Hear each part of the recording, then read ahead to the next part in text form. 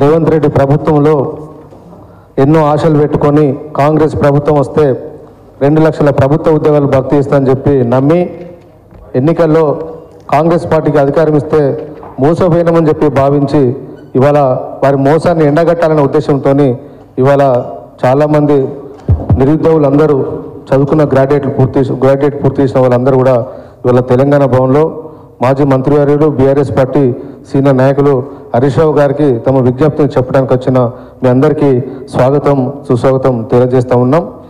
ప్రభుత్వం వచ్చిన తర్వాత మోసపోయినామని చెప్పి మీరు గతంలో కూడా తెలంగాణ భవన్కు రావడం జరిగింది. గ్రూప్ 1 అభ్యర్థులు గ్రూప్ 2 విషయంలో కూడా మాకు నష్టం జరుగుతుందని చెప్పి మీకు అన్ని రకాలుగా ఆ రోజు బీఆర్ఎస్ పార్టీ కూడా మీకు అండదండం ఉంది న్యాయసాయం చేసిన విషయాన్ని ఈ సందర్భంగా మీకు గుర్తు చేస్తూ ఉన్నాం. భవిష్యత్తులో మీరు తీసుకునే నిర్ణయాలకు మద్దతు ఇవ్వాలని చెప్పి వచ్చిన మీ అందరు కూడా స్వాగతం తెలియజేస్తూ ఇప్పుడు మన నిరుద్యోగుల కోసం నిరాదీక్ష చేపట్టిన మోతీలాల్ నాయక్ గారిని మాట్లాడాల్సిందిగా కోరుతూ ఉన్నాం. అన్న థ్యాంక్ యూ అన్న. ముందుగా మాకు ఈ ప్లాట్ఫామ్ ఇచ్చి మా నిరుద్యోగులకు అండగా యాక్చువల్గా మేము అడిగినామన్నా, మేము వచ్చి రిక్వెస్ట్ చేసినాం.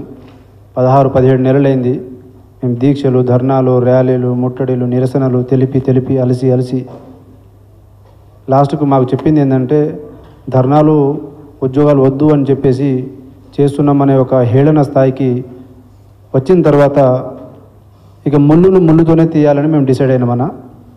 కాబట్టి వాళ్ళు ఎవరు మాకు సర్టిఫికేట్ ఇవ్వాల్సిన అవసరం లేదు, ఏ కాంగ్రెస్ పార్టీ నాయకులు మాకు సర్టిఫికేట్ ఇవ్వాల్సిన అవసరం లేదు. సో మేము అన్ని పొలిటికల్ పార్టీ యొక్క మద్దతుతో, కుల సంఘాల మద్దతుతో, విద్యార్థి సంఘాల మద్దతుతో ఇక ఈ ప్రభుత్వం మీద తాడో పేడో తేల్చుకోవాలని చెప్పేసి నిర్ణయించుకొని సిపిఎం పార్టీ గారిని ఫస్ట్ మేము మద్దతు కోరటం జరిగింది. దాని తర్వాత మీ దగ్గర మేము రావటం, రిక్వెస్ట్ చేయటం, దానికి మీరు ముందు వచ్చి మాకు అండగా నిలబడతా అని చెప్పేసి మాట ఇచ్చినందుకు మేము హృదయపూర్వకంగా తెలంగాణ నిరుద్యోగ యువత తరఫున కృతజ్ఞతలు తెలుపుకుంటున్నామన్నా.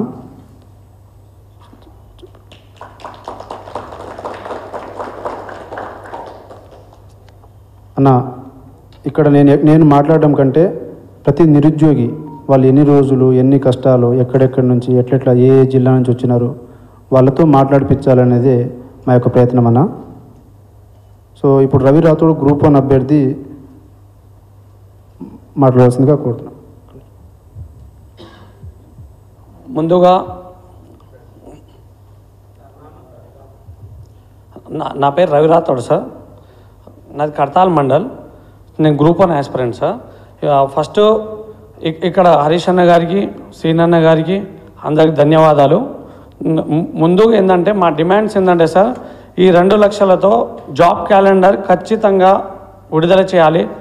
లేని పక్షంలో ఈ యొక్క స్థానిక ఎలక్షన్లలో ఆ లోపు నోటిఫికేషన్ అన్నీ విడుదల చేయాలనేటువంటిది ఫస్ట్ డిమాండ్ సార్ మాది. ఇది కాంగ్రెస్ పార్టీకి హెచ్చరిస్తూ ఉన్నాం. ఎందుకంటే ఆనాడు అపోజిషన్లో ఉన్నప్పుడు కాంగ్రెస్ పార్టీ ముఖ్య నేత రాహుల్ గాంధీ గారు మా దగ్గర చిక్కడపల్లి లైబ్రరీకి వచ్చి మాకు మభ్యపెట్టి ఎన్నో మాయా మాటలు చెప్పి వాళ్ళ సైడ్ తిప్పుకొని వాళ్ళు గెలిచిన తర్వాత ఇప్పుడు మాకు అపాయింట్మెంట్ కూడా ఇవ్వట్లేదు. దాంతోపాటు యూత్ డిక్లరేషన్ అని చెప్పి ప్రియాంక గాంధీ గారు ఇచ్చారు. యూత్ డిక్లరేషన్లో ఇచ్చినటువంటి అన్ని హామీలన్నీ తుంగలో తొక్కేశారు. దాంతోపాటు రేవంత్ రెడ్డి గారు కూడా ప్రెస్ మీట్లు పెట్టేసి మా గురించి చాలా మాట్లాడారు, కానీ మమ్మల్ని పట్టించుకోవడం లేదు. సో ఇప్పుడు హరీష్ అన్నే మాకు శరణ్యం అని చెప్పి మేము కోరుకోవడానికి వస్తూ ఉన్నాం ఇక్కడికి. దాంతోపాటు పదే రేవంత్ రెడ్డి గారు మీరు ఇచ్చినటువంటి నోటిఫికేషన్ ఎంత, మీరు ఇచ్చినటువంటి జాబ్ ఎంత అనేటువంటిది మీరు తెలుసుకోవాలి. ఇప్పుడు రేవంత్ రెడ్డి గారు ఇచ్చింది 11,000 ఉద్యోగాలు మాత్రమే సార్, కానీ 60,000 ఉద్యోగాలు ఇచ్చిన అనే పదే చెప్పి మా నిరుద్యోగులను చాలా 11,000 ఉద్యోగాలు మాత్రమే సార్, కానీ 60,000 ఉద్యోగాలు ఇచ్చిన అనే పదే చెప్పి మా నిరుద్యోగులను చాలా బాధకు గురి చేస్తాము సార్. ఆ విషయం అయితే ప్రతి సభలో అంటే ఒక సామెత ఉంటుంది కదా సార్, ఎవరికో పుట్టిన బిడ్డను నా బిడ్డ అని చెప్పుకొని సంఘాలు ఎన్నుకొని ముద్దాడు రేవంత్ రెడ్డి గారు ప్రతి మీటింగ్ లో నేను ఇచ్చిన అని ప్రగల్భాలు పలకడం కరెక్ట్ కాదు.